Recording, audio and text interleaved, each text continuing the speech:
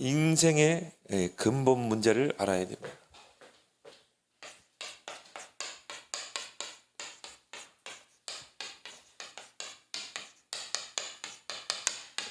인간사에 일어나는 모든 문제의 근본 원인이 무엇인가?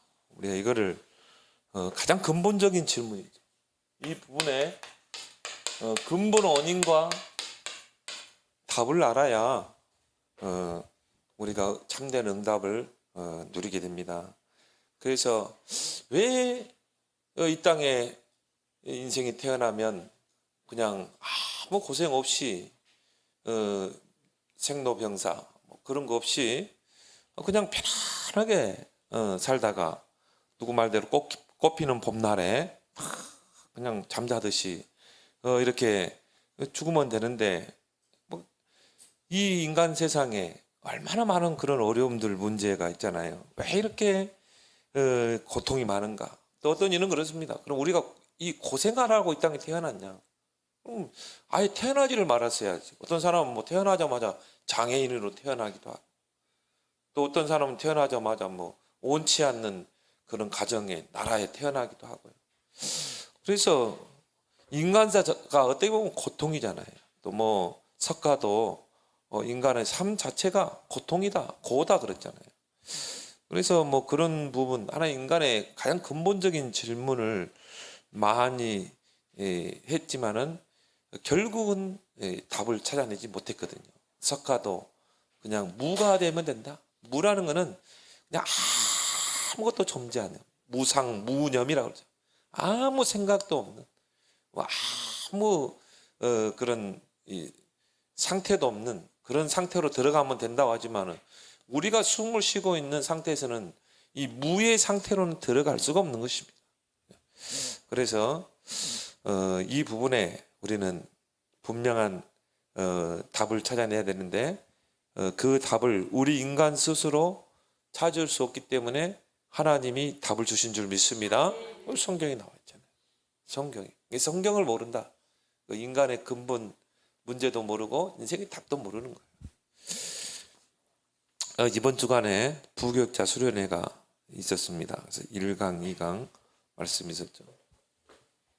1강은 237과 5천 종족 살릴 준비를 해라.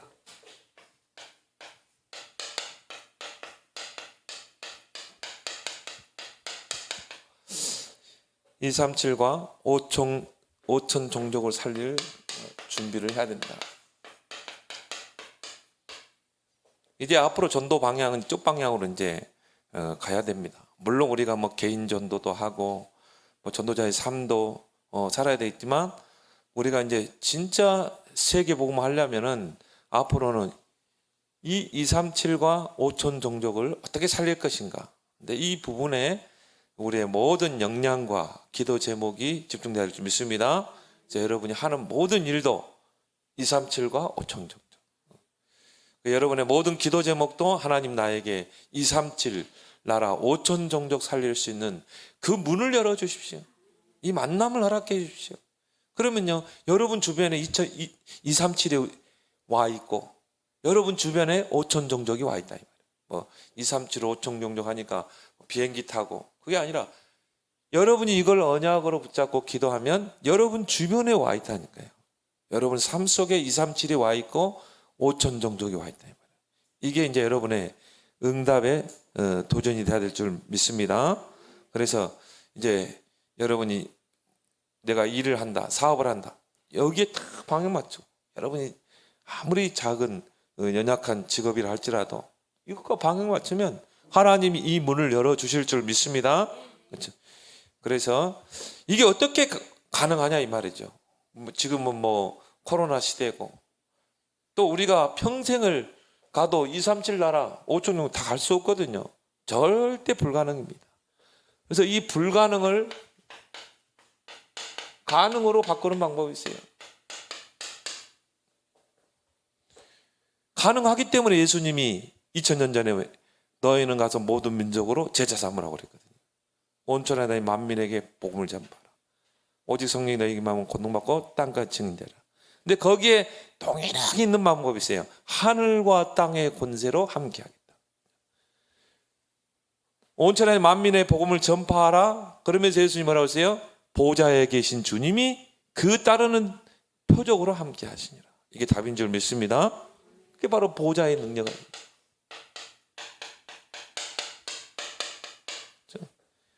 보좌에서 주시는 능력, 힘, 이거 가지고 할 수 있다니까요.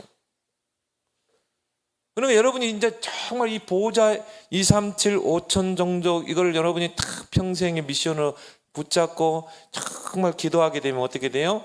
하나님이 보좌의 능력으로 이 문을 열어주신다 이 말이에요. 진짜 언약으로 붙잡을 때. 또 시공간을 초월하는, 하나님의 역사는 뭡니까? 우리의 시간과 공간을 초월하는 역사죠. 시공간을 초월하는. 그래서 한평 공간에서도 여러분이 237 나라를 복음할 수 있고 5천 종족을 복음할 수 있습니다. 여러분이 정말 중앙아시아 5개 나라, 또 뭡니까? 신학교를 놓고 정말 매일 한번 기도해 봐요. 진짜 중심을 가지고 여러분 기도하면 하나님이 시공간을 초월해서 역사할 줄 믿습니다. 여러분에게요, 이 5천 종족 살릴 하나님이 문을 열시면, 그렇잖아요. 다윗의 열쇠를 가진 이가 가라사대. 열면 닫을 자가 없고 닫으면 열 자가 없어요. 하나님이 여러분에게 응답문을 열어주는데 그거를 닫을 자가 누가 있겠습니까? 그리고 빛으로 역사하신다. 일어나라, 빛을 발하라. 그래서 이거를 여러분이 이제 정말 실제화하라. 이 세 가지 축복을 여러분이 사실적으로 누리라. 보좌의 축복, 시공간을 초월하는 하나님의 역사, 성령의 역사. 그래서 정말 히스기야가 기도할 때 하나님의 능력의 천사가 동원되잖아요. 그래서 이걸 실제적으로 내가 어떻게 누릴 것인가, 이제 이런 부분만 여러분이 조금만 찾아내면 돼요. 그래서 이걸 가지고 이제 우리는 뭡니까? 제자 미션 24.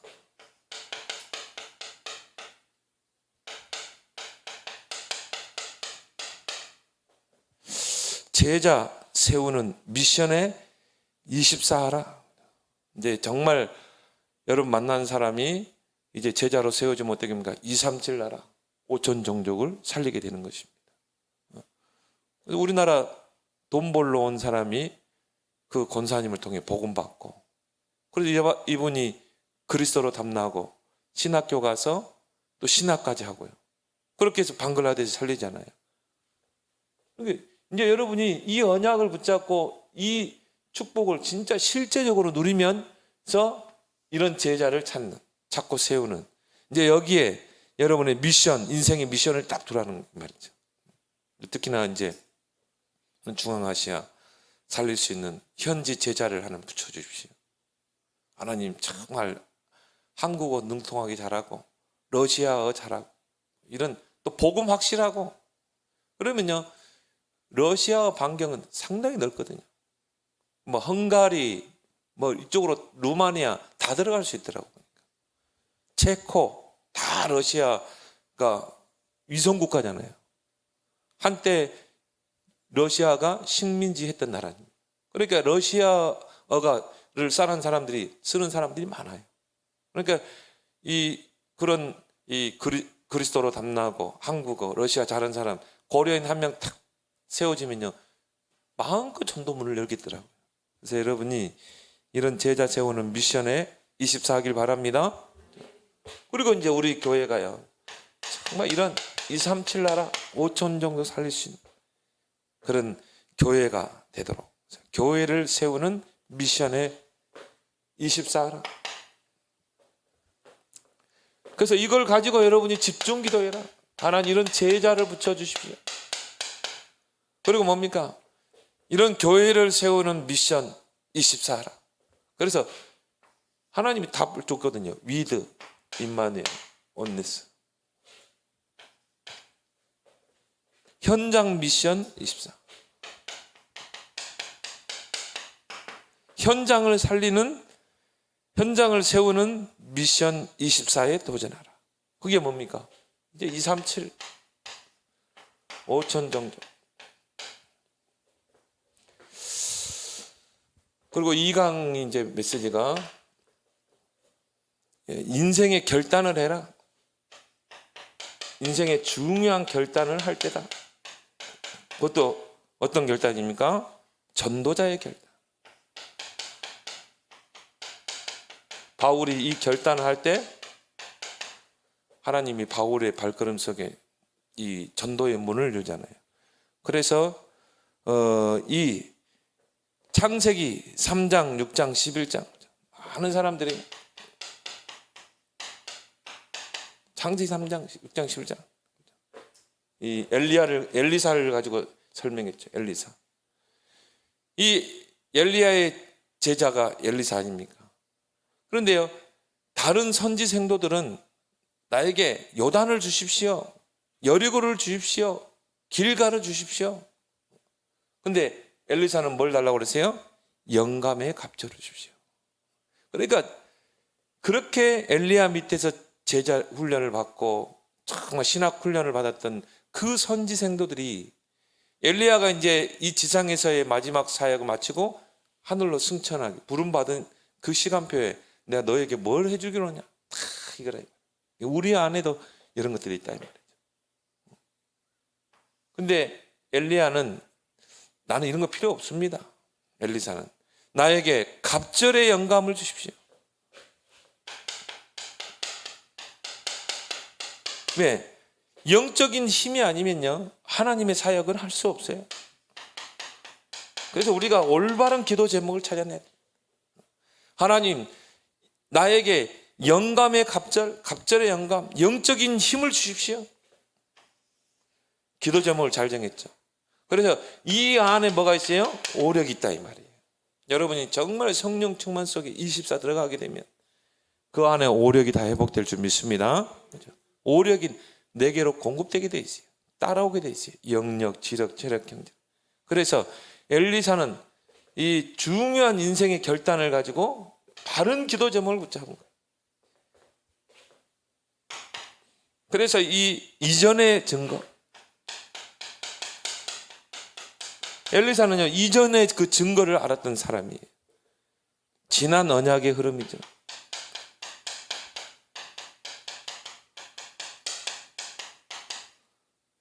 이 모세가 하나님께 쓰임 받았던 그 언약과 그 사역, 또 엘리사, 그리고 엘리야, 이 엘리사가 이걸 알았거든요. 그러니까 다른 성지생도들은 요거 달라고 그랬거든요. 근데 이전에 하나님의 역사를, 증거를 엘리사는 알고 있었다 이 말이에요. 그렇기 때문에 이것이 아니라 영감의 갑절을 달라 했다 이 말이죠. 이전의 증거를. 이제 전도자 또 그런 이야기 하더라고요. 우리 1세대들이 정말 복음 가지고 핍박 속에서 지금까지 이렇게 운동을 펼쳤지 않냐? 이 언약의 흐름을 이제 후대에게 전달해야 되거든요. 우리 또 렘넌트들에게. 엘리야가 이뤘던 그 역사를 이제 엘리사에게 있는 중요한 그 흐름의 바톤을 이어줘야 되거든요. 근데요, 거기에 가장 합당한 인물이 엘리사였다 이 말. 그릇부터가 다르잖아요. 기도 제목부터. 하나님 나에게 영감의 갑절을 주옵소서. 이걸 알았다 이 말이죠. 그리고 엘리사는 어떤 겁니까? 그날의 증거를 알았다. 지금 언약의 흐름. 지금 언약의 흐름이 어떻게 흘러가고 있는가? 이제 내가 그 스승인 엘리야의 그 사역을 이어받아서 이제는 뭡니까? 7천 렘넌트를 이렇게 세워야 되거든요. 그리고 뭡니까? 도단서 운동을 해야 되거든요. 그래서 지금 언약의 흐름을 딱 본 사람은요, 결국 이걸 놓고 기도할 수밖에 없죠. 그렇게 해서 이 엘리사는 영감의 갑절을 내게 주십시오. 그걸 가지고 뭡니까? 7천 렘넌트 운동을 하고 도단서 운동을 하잖아요. 거기에 하나님이 불말과 불병거를 어디까지 봤습니까? 엘리사가 그 이후의 증거까지 봤죠. 그래서 어떻게 보면 엘리야보다 더 훌륭한 인물이 엘리사라고 볼 수 있는 것입니다. 왜? 내 세대로 끝나는 게 아니라 그 후 내가 가고 온 이 세대, 정말 우리 후대들이 이 언약의 흐름의 바톤을 이어서 정말 본격적으로 세계복음화. 지금은 제4차 산업시대잖아요. 전도자는 앞으로 4차 산업시대는 빠르게 지나갈 것이다. 그리고 영적 문제 심각해질 것이다. 나 이번에 그 한강 공원에서 친구가 보니까 이렇게 한 9명의 이 목격자들이 나왔어요. 그걸 본 사람들이 CCTV도 보니까 딱 종합해 보니까 A라는 친구가 그 친구를 살해를 한 거예요. 그래서 물에다 빠뜨린 거예요. 그렇게 지금 정황이 이렇게 나오고 있어요. 참 무서운 세상이다. 같은 친구고 같은 의대생 아닙니까?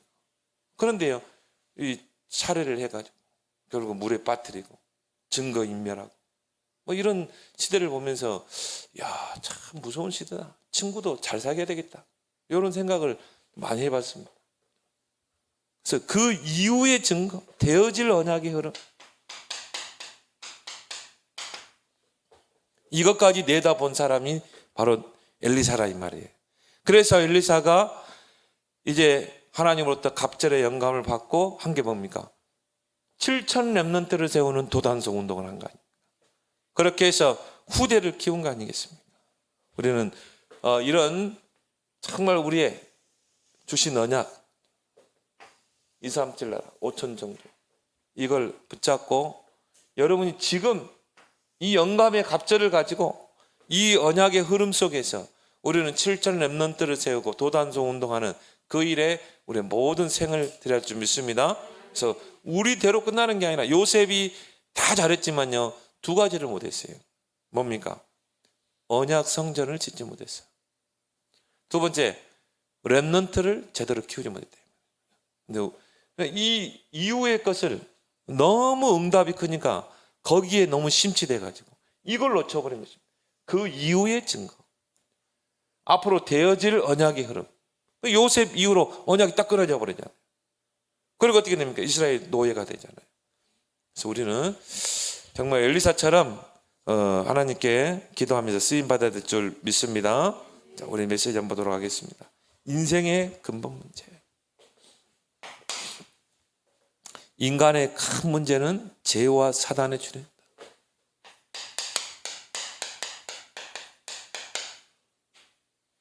결국은 영적인 부분이잖아요.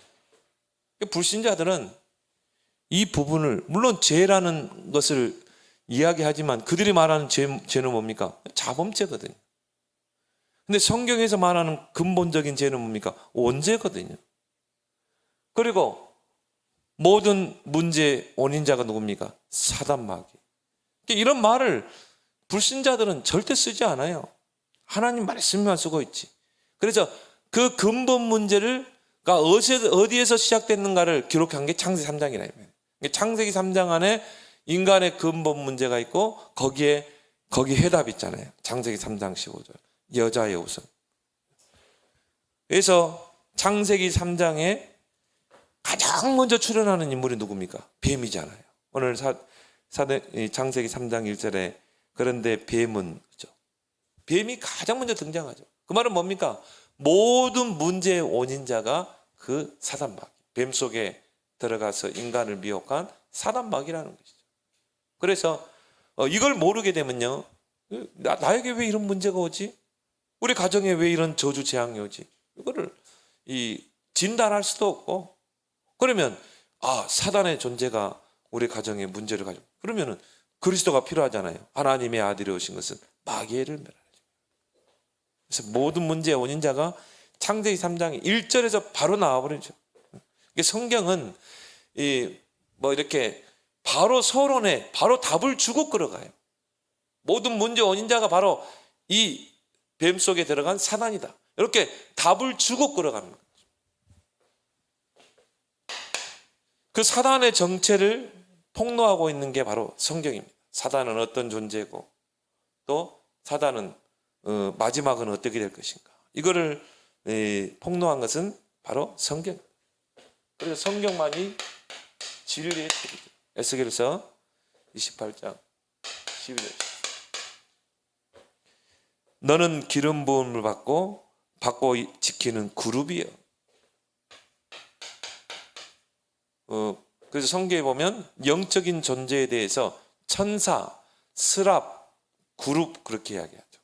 그래서 모든 천사는 하나님이 부르는 영이다. 근데 그룹이라는 표현을 또 썼어요. 영적인 존재. 하나님을 섬기는 그 영적 존재 중에 그룹이라고 있습니다. 속죄소를 이렇게 두 날개로 덮고 있는 그게 이제 그룹이거든요. 그래서 하나님을 호위하고 또 하나님을 섬기는 그게 이제 그룹입니다. 그러니까 가장 근거리에서 하나님을 보위하는 그런 역할을 했던 하나의 영적 존재다. 원래 이 사단이 타락하기 전에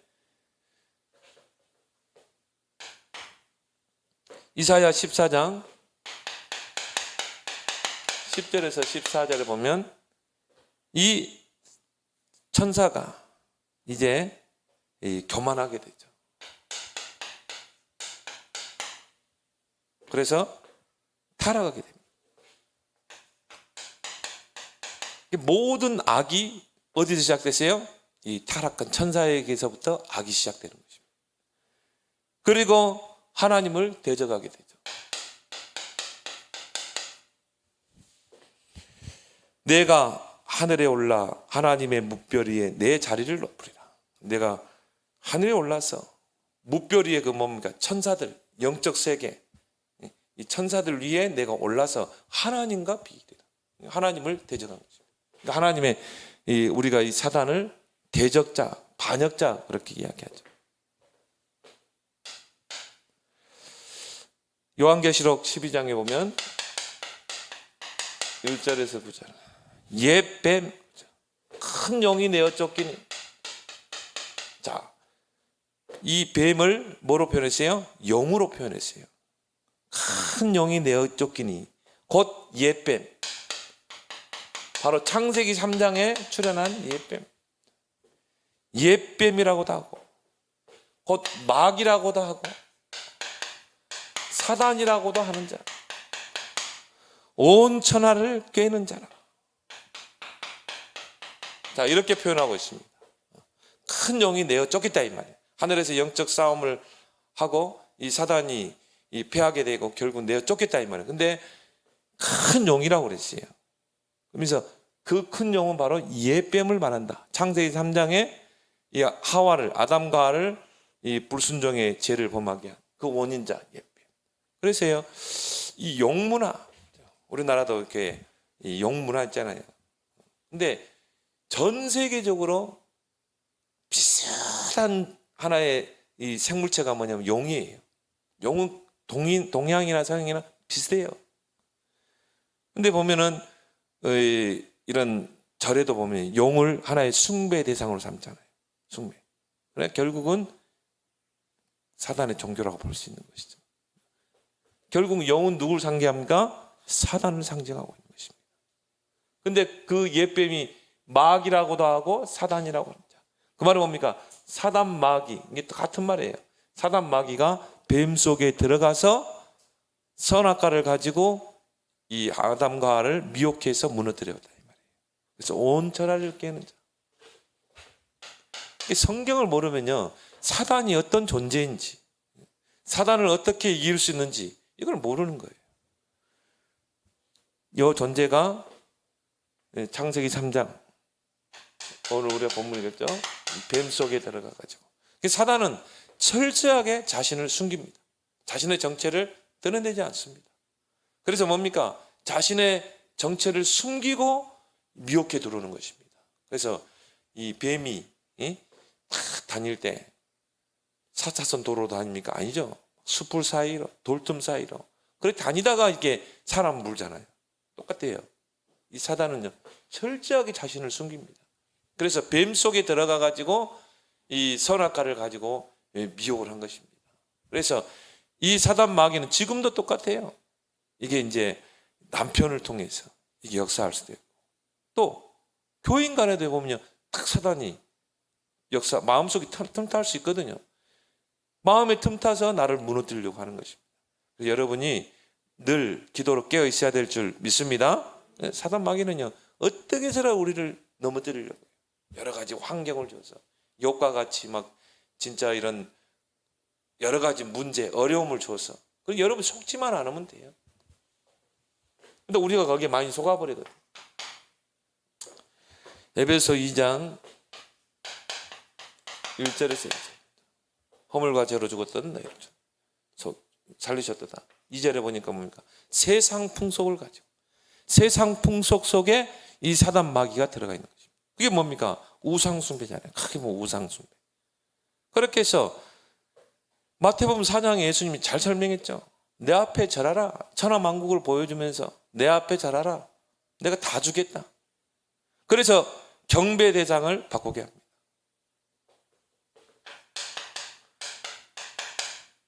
그렇게 해서 뭡니까? 이런 세상 풍속으로 완전히 사람들을 묶어버리는 거죠.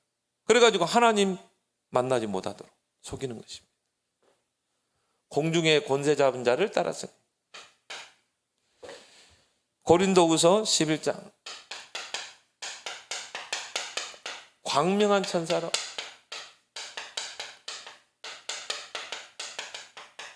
이런 광명한 천사로 파고들기 때문에 우리가 복음으로 영적으로 깨어있지 않으면요 딱 속게 된다니까요. 그래가지고 뭐냐면 이 동성애 이런 걸로 파고들거든요. 그래서 뭐 이름만 대면 하는 신학교에 동성애 동아리가 생기고요. 앞으로 목사가 되겠다는 이런 쪽으로 파고드는 것입니다. 인권으로 막 이런 쪽으로 파고들고. 그래서 남미가 결국 뭡니까? 남미 교회들이 다 세속화되어 버린 것입니다. 무슨 뭐 해방신학, 민중신학 이래가지고는 복음만 싹 들어보면 뭐 그럴싸하잖아요. 정말 억눌린 자들을 우리가 놓아줘야 된다. 여성의 인권을 뭐 신장시켜줘야 된다. 여성신학. 또 민중을 해방시켜야 된다. 민중신학. 이래가지고는 광명한 천사로 가장해가지고 복음만 싹 빼버린 거예요. 이런 것에 우리가 속을 수 있는 것이죠. 베드로전서 5장. 우는 사자와 같이 우리가 틈을 보이면 어떻게 합니까? 우는 사자와 같이 두루 다니며 그러세요. 우는 사자가 두루 다니며 삼킬 자를 찾고 있다고 그래요. 그래서 우리가 조금만 빈틈을 놓으면 파고드는 것입니다. 우는 사자처럼. 그래서 우리는 이 마귀로 틈을 주지 말아야 할 줄 믿습니다. 그래서 늘 우리가 말씀으로 늘 기도로 깨어있어야 합니다. 사사기 9장 3절 23절. 이 악한 영들을 부립니다. 뭐 우리가 이 악한 영, 악령이라고 그러죠. 또 우리가 뭐 귀신 그렇게 이야기하잖아요. 악한 영들을 부리는 것입니다. 이 사단 마귀가 타락할 때 자기만 타락한 게 아니라 3분의 1의 천사를 같이 타락시켰거든요. 같이 타락을 시켰기 때문에 이 악한 영의 우두머리가 누굽니까? 사단 마귀입니다. 그래서 이 악한 영들을 부립니다. 그래서 이 악한 영들이 한 가문을 사로잡기도 하고요. 또 이 악한 영들이 한 나라를 사로잡기도 하고. 그래서 강한 자를 결박을 하고 있는 것입니다. 영적 싸움을. 그러니까 뭐 마가복음 5장입니까? 뭐 거라사인에 귀신 들린 사람 보세요. 2,000마리의 귀신이 몰살당했잖아요. 그러니까 그 한 사람을 악한 영들이 얼마나 사로잡는지. 그러니까 거기 보면 막 무덤 사이에서 지내면서요. 몸을 자해하고. 그러니 너무 힘들게 완전히 뭐 통제불능이죠.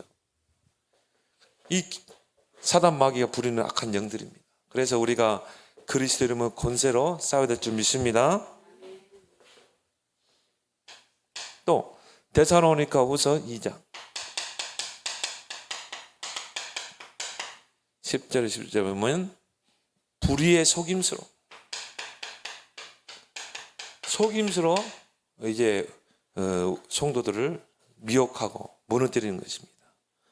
또 고린도후서 4장 4절 5절 세상 신이라고 그랬어요. 세상에서 신으로 경배받으려고 합니다. 그래서 많은 사람들을 마음을 혼미케 해서 그래서 경배를 받으려고요. 이 세상 신이 믿지 않는 자들의 마음을 혼미하게 그리스도의 복음의 광채가 비치지 못하도록, 이 복음의 빛이 딱 비쳐 들어가야 되는데 이게 비치지 못하도록 딱 차단시켜 버리는 것입니다. 그래서 이런 사람 특징이 뭡니까? 하나님, 불교도 구원이 있고 저 마호메트도 모슬렘도 구원이 있고 이렇게 말하거든요. 뭐 신은 어느 데나 있다. 부뚜막에도 신이 있고 저 나무에도 신이 있고, 그런 종교다원주의로 이야기하죠. 사도행전 16장 16절 보세요. 귀신 들려서 점하는 소녀, 이런 점술로 이건 다 묶어버리거든요. 그리고 이런 것에 신봉하도록. 그래서 불신자들은 문제원 점치러 가잖아요. 사주팔자 보러 가고 손금 보러 가고, 이런 흑암 문화로 많은 사람들을 사로잡습니다. 또 마가복음 5장 1절에서 10절에 완전히 이 거라사인의 이 지방에 귀신 들린 사람 보세요. 완전히 통제불능. 그래가지고는 이 사람의 모든 의지, 인격, 모든 걸 다 사로잡는 것입니다. 이런 사람들이 이제 이 사회에 이 문제를 일으키게 된 거예요. 에베소서 6장 11절 13절에 우리의 싸움은 따로 있다 이 말이에요. 이 흑암과의 싸움이다. 정사와 권세와 어둠의 세상 주관자, 하늘에 있는 악의 영들과의 싸움이다. 왜 우리가 전신갑주를 입어야 됩니까? 이런 흑암의 세력이 지금도 우리를 어떻게 해서든 넘어뜨리려고 하기 때문에 불신자는 아예 장악되어 있습니다. 왜요? 아비이기 때문에. 그렇지만 구원받은 성도는 어떻게 서로 속입니다. 소론에 속게 하고 복음 놓치게 하고. 그래서 우리는 7가지 전신갑주로 탁 무장하고 영적으로 싸워야 될 줄 믿습니다. 7가지를 한번 쫙 봐보세요. 확신, 그 다음에 의의 흉배 뭡니까? 구원에 대한 감사, 감격. 그게 여러분의 환경, 사단에게 속지 않는 방법이에요. 늘 감사하고 구원에 대한 감격이 있고, 그리고 믿음의 방패, 믿음을 가지고 막아내야 되잖아요. 그리고 뭡니까? 정말 이 말씀의 검을 가지고 사단을 물리치고, 그리고 복음의 신발을 신고 여러분이 전도자로 살고, 그리고 무시로 성령 안에서 기도하라. 에베소서 6장 16절에 보니까 이런 불화살을 막 던지기도 하고.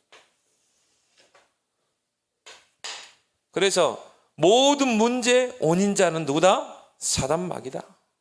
사단의 이력서를 성경은 쭉 이야기하고 있습니다. 성경을 몰라면 이 원인자가 사단인지도 몰라요. 그럼 영적 싸움을 할 수가 없는 것이죠. 아담과 하와를 실패시켰죠. 최초의 인류 아담과 하와. 자, 이 실패시킨 방법을 우리가 좀 알 필요가 있습니다. 지금도 똑같이 이렇게 활용합니다. 사단은 뱀을 이용했죠.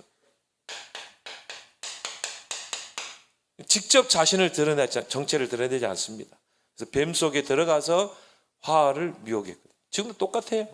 여러분을 무너뜨리려면요, 누구를 이용하겠습니까? 가장 가까이 있는 사람, 가장 가까이. 특히 이제 뭐 남편. 그래서 우리가 이 복음을 가지고 9가지 흐름을 가지고 이걸 흐름을 바꾸라는 게 그거예요. 그러면 우리도 모르게 거기에 속아들거든요. 그래서 가장 가까운 사람을 통해서 사단은 우리를 실패시키려고 한다. 뭐 여러분은 이 그리스도 외에는 다 나는 배설물이다. 그러면 사단이 한 길로 왔다 7길로 도망갈 줄 믿습니다. 바울을 건들 수가 없는 거죠. 왜? 그리스도에는 다 배설물. 그러니까 뭐 그리스도에는 다 양보하고 다 수용하고. 그래서 뱀을 이용해 가지고 하와에게 접근했습니다. 이 하와를 무너뜨리는 방법을 보세요. 불평을 불평하게 하죠. 그래서 오늘 1절에 보니까 그런데 뱀은 여호와 하나님이 지으신 들짐승 중에 가장 강교하니라. 간사하고 교활하다 이 말이에요. 그 속에 이 사단이 들어가서 누구에게 접근했습니까? 여자에게. 근데 언약의 당사자는 누구냐? 아담이죠. 그래서 아담에게 직접 미혹을 하지 않고 여자에게 했거든요. 하와에게 이 미혹으로 들어가잖아요. 사단도요, 머리가 비상합니다. 그렇게 해서 여자에게 물어 이르되 하나님이 참으로 너희에게 동산 모든 나무의 열매를 먹지 말라 하느냐. 사단이 접근하는 거 보세요. 하나님이 참으로 너희에게 동산 모든 나무의 열매를 먹지 말라 하더냐. 유도 질문을 하죠. 유도 질문을 해서 그 하와의 생각 속에 의심을 딱 품도록, 진짜 하나님 먹지 말라 하더냐, 이렇게 유도 질문을 딱 던져보는 것입니다. 그리고 불평을 유도하고 선악과에 대한 의문을 갖게 합니다. 이게 사단의 방법이거든요.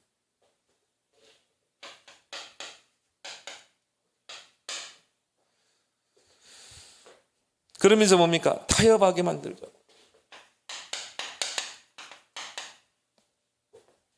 오늘 3절에 보면 2절에 여자가 뱀에게 말하되 동산나무의 열매를 우리가 먹을 수 있으나 동산 중앙에 있는 나무의 열매는 하나님 말씀에 너희는 먹지도 말고 만지도 말라 너희가 죽을까 하노라. 하와가 정확한 언약을 붙잡지 못했어요. 사단이요, 한 교인을 무너뜨리는 방법이 그겁니다. 정말 강단의 말씀 언약을 붙잡고 있는가? 언약을 붙잡고 기도하고 살고 있는가?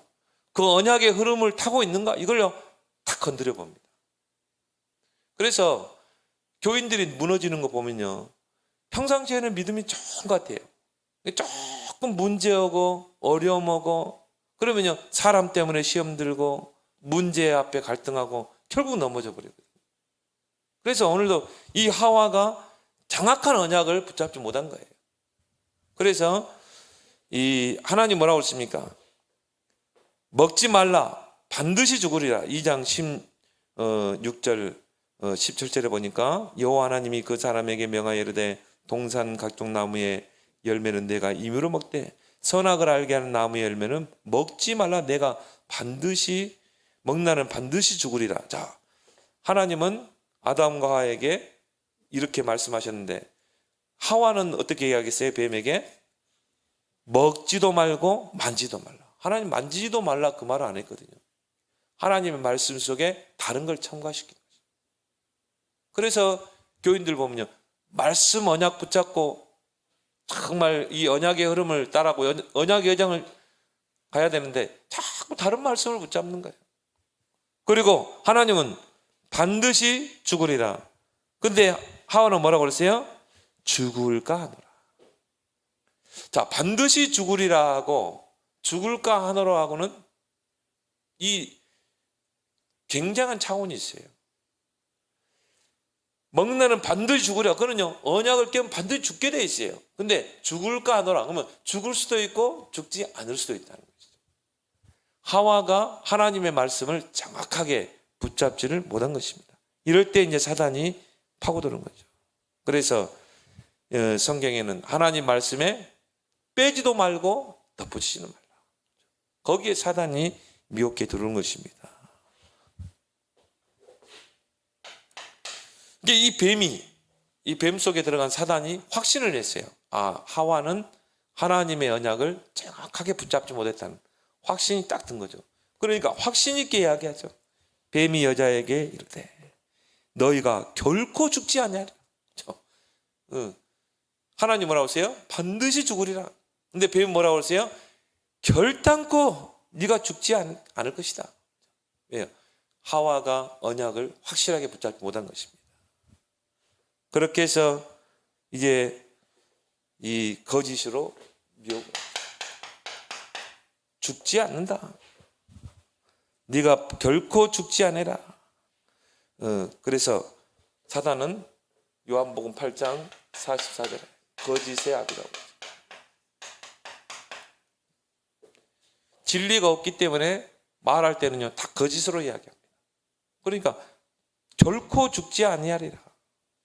그러면서 오늘 4절에 5절에 너희가 그것을 먹는 날에는 너희 눈이 밝아져 하나님과 같이 되어 선악을 알 줄 하나님이 아심이니라. 뭘 집어넣습니까? 교만을. 하나님께서 이 선악과를 먹으면 너희 눈이 밝아져서 하나님처럼 될 수 있기 때문에 하나님이 먹지 못하도록 한 것이다.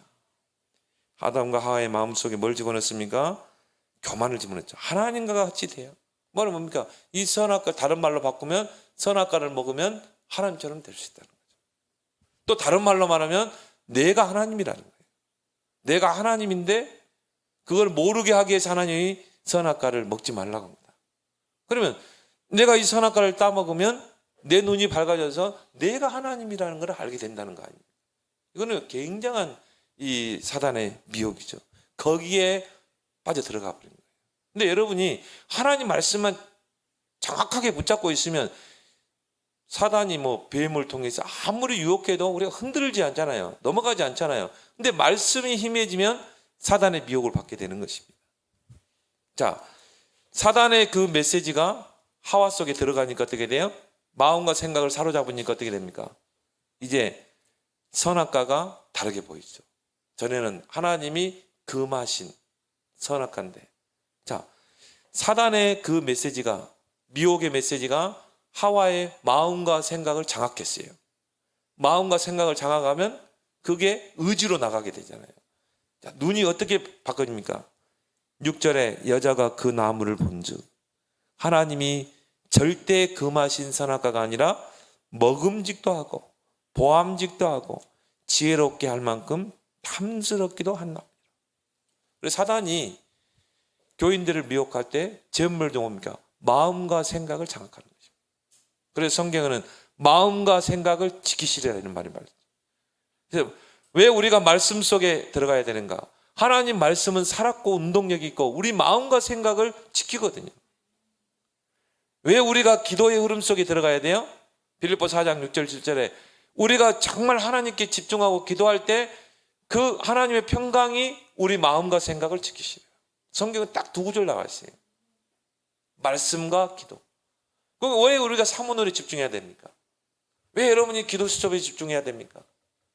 왜 여러분이 막 성경도 읽고 요절도 암송하고 왜 여러분이 하루에 살아가는데 다니엘처럼 시간을 정해서 기도하고 해야 됩니까?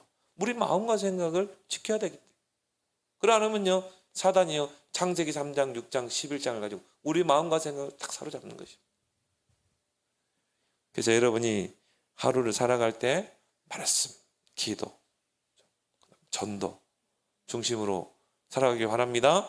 이게 여러분의 중심축이 딱 돼야 돼요. 제일 먼저 내 각인 뿌리 체질이 바뀌겠죠. 여러분 영적 상태가 딱 바뀌게 돼 있어요.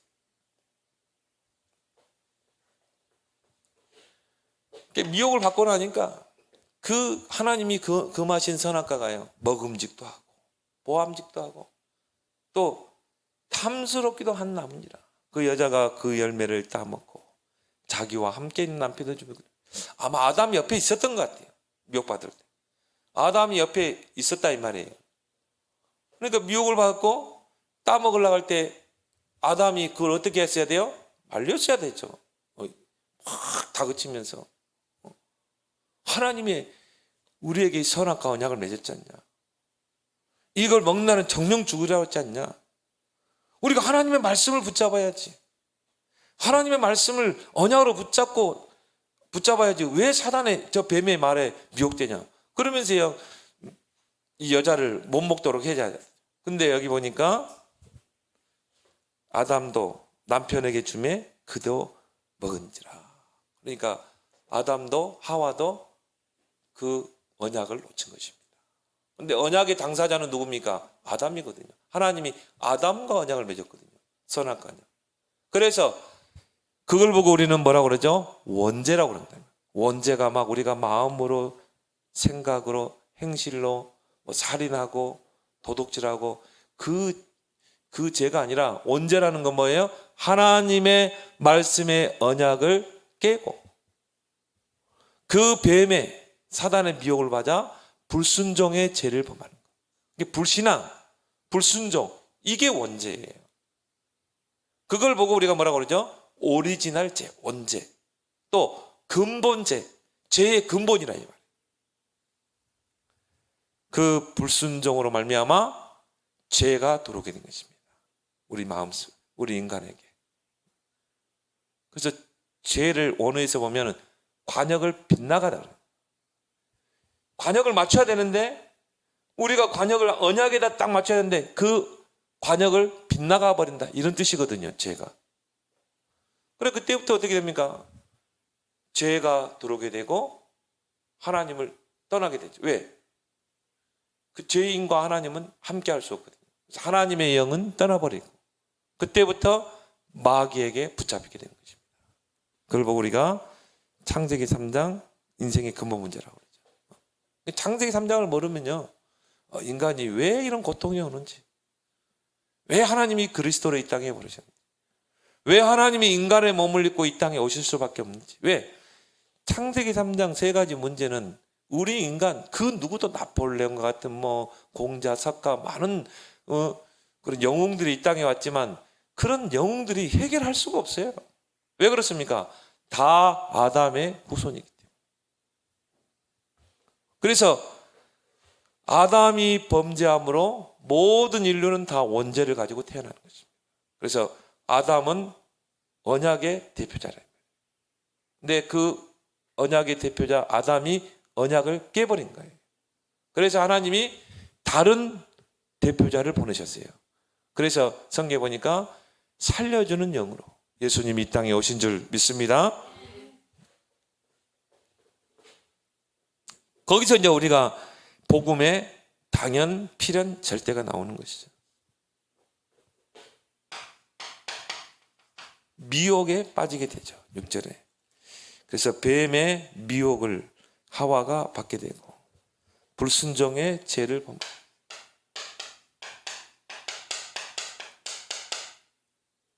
불순종의 죄. 이걸 보고 우리가 뭐라고 그래요? 원죄라. 여러분이 원죄만 잘 설명이 돼요.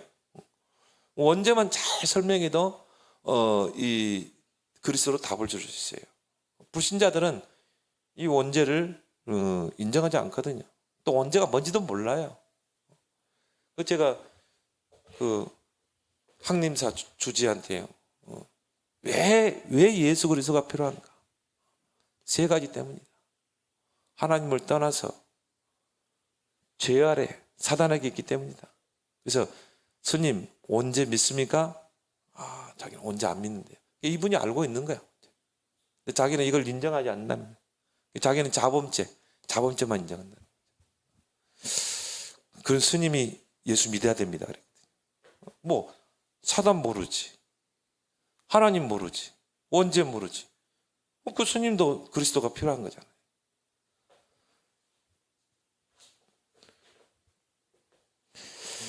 육적인 발견이죠. 영적인 눈은 어두워지고 이제 육적인 눈만 밝아지는 것입니다. 그래서 여자가 그 나무를 본즉 먹음직도 하고 보암직도 하고 지혜롭게 합니다. 탐스럽기도 한 나무인지라. 영적인 눈으로 선악과를 봐야 되는데 이제 영안은 어두워지고 영안만 밝아진 것입니다. 그래서 벌거벗은 자신의 모습을 보게 된 것입니다. 그래서 오늘 7절에 이에 그들의 눈이 밝아져서, 어떤 눈입니까? 육적인 눈. 자기들이 벗은 줄을 알고 무화과 나무 잎을 엮어 치마로 삼았더라. 근데 이 죄가 들어오기 전에는요, 이 벌거벗어 살아도 부끄럽고 그런 건 몰랐어요. 근데 이제 영안이 어두워지고 육적인 눈이 밝아지니까, 죄가 들어오니까요. 그때부터 이제 자기의 벌거벗은 수치를 보게 된 것입니다. 죄로 말미암은 그 수치를 보게 된 것입니다. 그래서 하나님을 떠나게 되면 영은 어두워지고 육은 밝아집니다. 그 결과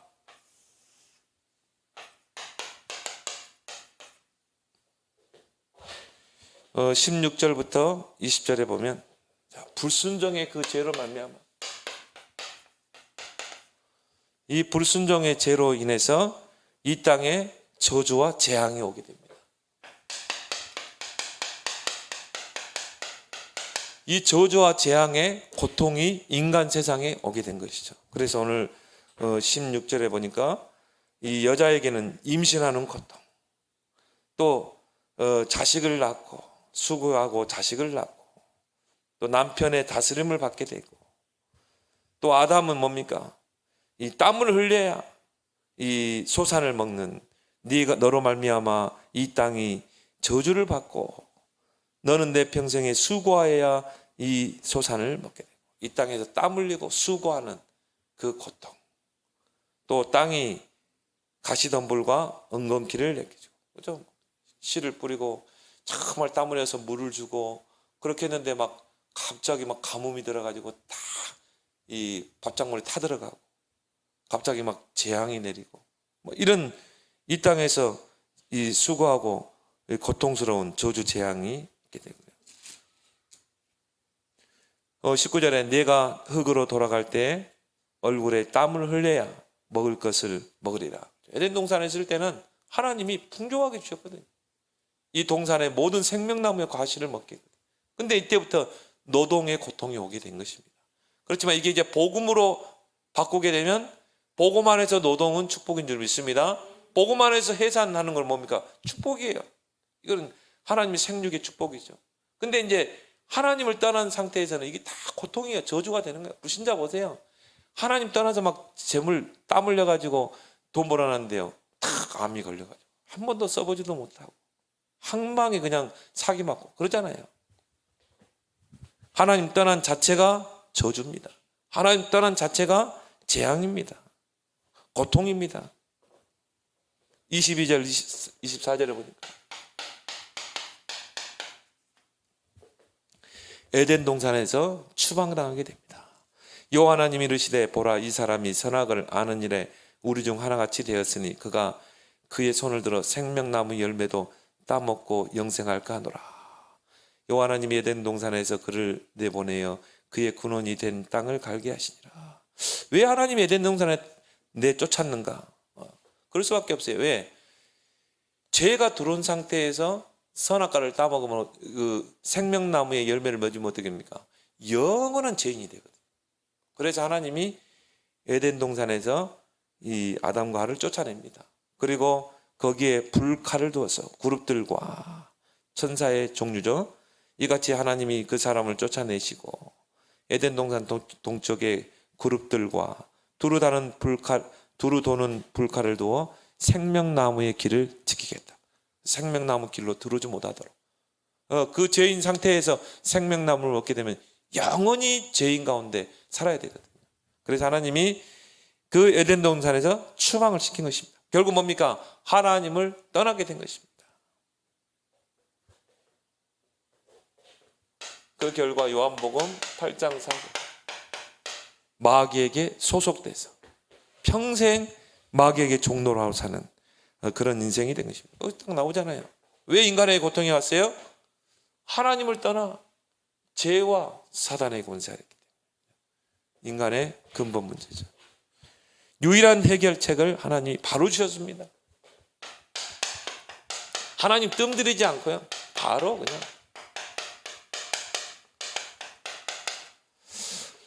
바로 하나님이 해결책을 주셨다. 그게 창세기 3장 15절이죠. 여자의 후손이 뱀의 머리를 상할 것이다.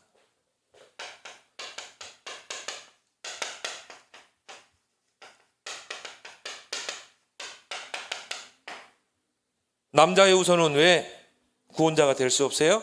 다 원죄 아래.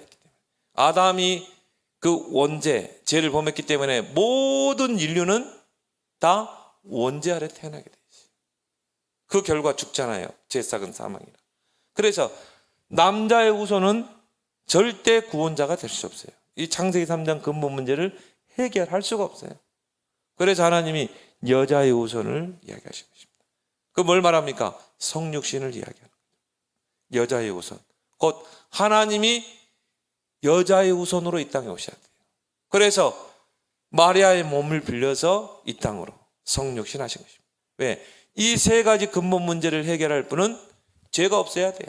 죄가 없는 분이 우리 죄를 위해 대성물이 되셔야 돼요. 그래야 우리 죄를 칠 수 있는 것입니다. 두 번째 뭡니까? 사단을 이길 수 있는 권세가 있어야 돼요. 사단을 이길 수 있는 권세는 하나님밖에 없습니다. 어떻게 보면 사단도 피조물이 아닙니까? 그래서 하나님만이 인간의 이 여자의 후손은 올 수밖에 없죠. 이 모든 조건을 갖추시는 분은 하나님밖에 없다. 그래서 하나님이 여자의 후손으로 직접, 이거는요, 이 지구가 생긴, 우주 만물이 생긴 일은 가장 큰 역사입니다. 대사건이죠. 하나님이 직접 우리 죄인을 구원하기 위해서 인간의 몸을 입고 오신 거예요. 뭐 어마어마한 사건이죠. 성육신. 그거를 이사야 선지자가 고백했죠. 처녀가 잉태하여 아들을 낳을 것이요 그의 이름을 임마누엘. 임마누엘이 뭡니까? 하나님이 우리와 함께 하시게 해서 처녀의 몸을 입고 이 땅, 처녀의 몸을 빌려서 이 땅에 오신다 이 말이에요. 곧 누굽니까? 예수 그리스도. 그래서 요한일서 3장 8절, 하나님의 아들이 이 땅에 오신 것은 마귀의 일을 멸하시고 모든 문제의 원인자, 사단 마귀를 완전히 깨뜨리고 우리의 죄를 위한 대속물이 되시고 그걸 통해, 그 십자가를 통해 하나님 만나는 길을 열게 했어요. 그래서 여러분들이 이 창세기 3장만, 이제 누가 어제 성경 공부할 때 창세기 3장만 제대로 설명해도 구원의 역사가 일어날 줄 믿습니다. 그 이제 전도자도요, 영적 문제에 시달린 사람 창세기 강의하다가 많이 치유되고, 창세기 3장만 여러분이 잘 이해하고 증거해도 전도에 큰 문이 열릴 줄 믿습니다. 오늘 여기 보면은 21절에 여호와 하나님이 아담과 그의 아내를 위하여 가죽옷을 지읍니다. 가죽옷이 나옵니다. 자, 창세기 3장 15절, 여자의 우선 원시복음이라고 합니다. 최초의 복음, 원시복음을 선포하시고 나서 21절. 자, 가죽옷.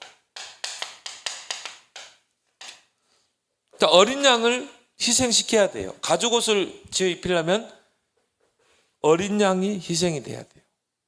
그 희생시키고 그 가죽을 벗겨서 그 피 묻은 가죽옷을 아담과 하에게 입힌 것입니다.